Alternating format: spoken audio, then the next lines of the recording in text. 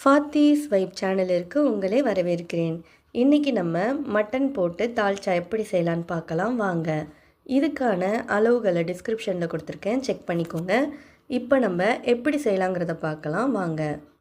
இதுக்கு ஒரு பாத்திரத்தை அடுப்பில் வச்சு அதில் எண்ணெயை ஊற்றி எண்ணெய் சூடானதும் பிரிஞ்சி இலை, பட்டை, லவங்கம், கிராம்பு, கல்பாசி, அன்னாச்சிப்பூ இதையெல்லாம் சேர்த்து இது கூடயே 3 ஏலக்காயை தட்டி அதையும் சேர்த்து இதெல்லாம் நல்லா கொஞ்சம் பொரிஞ்சு வந்ததும் 1 ஸ்பூன் அளவு சோம்பையும் சேர்த்துருங்க.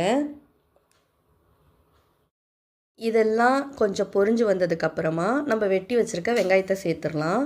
தீஞ்சிடக்கூடாது. இந்த ஸ்டேஜில் வெங்காயத்தை சேர்த்து வெங்காயத்தை கொஞ்சம் நல்லா வதக்கி விட்டுருங்க.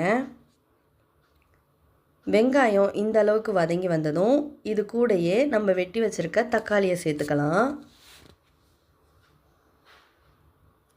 இந்த அளவுக்கு வதங்கினா போதும், ரொம்ப வதங்கணும்னு அவசியம் இல்லை. இது கூடயே தக்காளியை சேர்த்து கிண்டி விட்டுட்டு இந்த ஸ்டேஜில் உங்களுக்கு தேவையான அளவு உப்பு சேர்த்துக்கோங்க. இப்போது இதெல்லாம் ஒரு பக்கம் வேகட்டும்.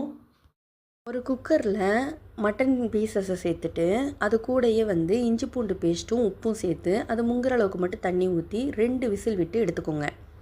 இப்போ அந்த மட்டன் பீசஸை மட்டும் இதில் சேர்த்துட்டு இப்போது தால்ச்சாக்கு நம்ம சேர்ப்போம் இல்லையா அந்த கொழுப்புலாம், அதெல்லாம் இந்த ஸ்டேஜில் நேராகவே சேர்த்துருங்க.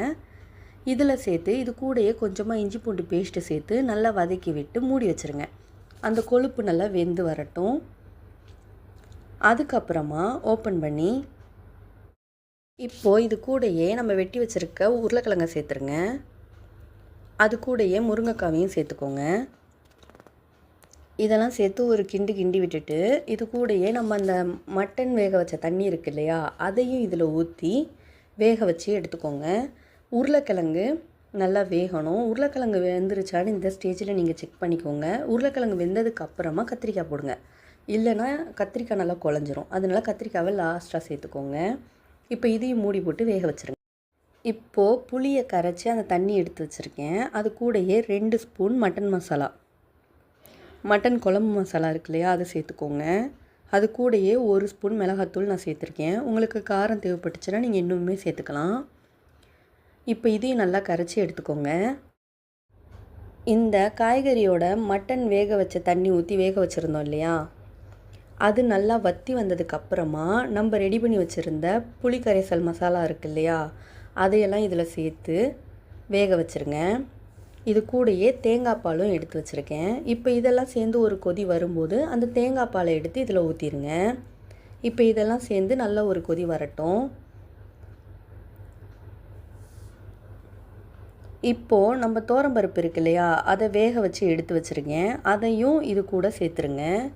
இது நல்லா கொதிச்சு வந்ததுக்கப்புறமா அந்த தோரம்பருப்பையும் இது கூட சேர்த்துருங்க. தோரம்பருப்பு சேர்த்ததும் நல்லா கலந்து விட்டுருங்க, இல்லைன்னா ஒரே பக்கமாக அடி பிடிக்க ஆரம்பிச்சிரும். அதனால கட்டி இல்லாமல் நல்லா கலந்து விட்டு ஒரு தட்டு போட்டு மூடி வச்சுருங்க. சிம்மரில் வச்சு வேக வைங்க. இப்போது ஒரு 10 நிமிஷத்துக்கு அப்புறம் இது நல்லா கொதிக்க ஆரம்பிச்சிரும். இந்த ஸ்டேஜ் வந்ததும் அடுப்பை அணைச்சிருங்க. இப்போ நம்மளோட தால்ச்சா ரெடி.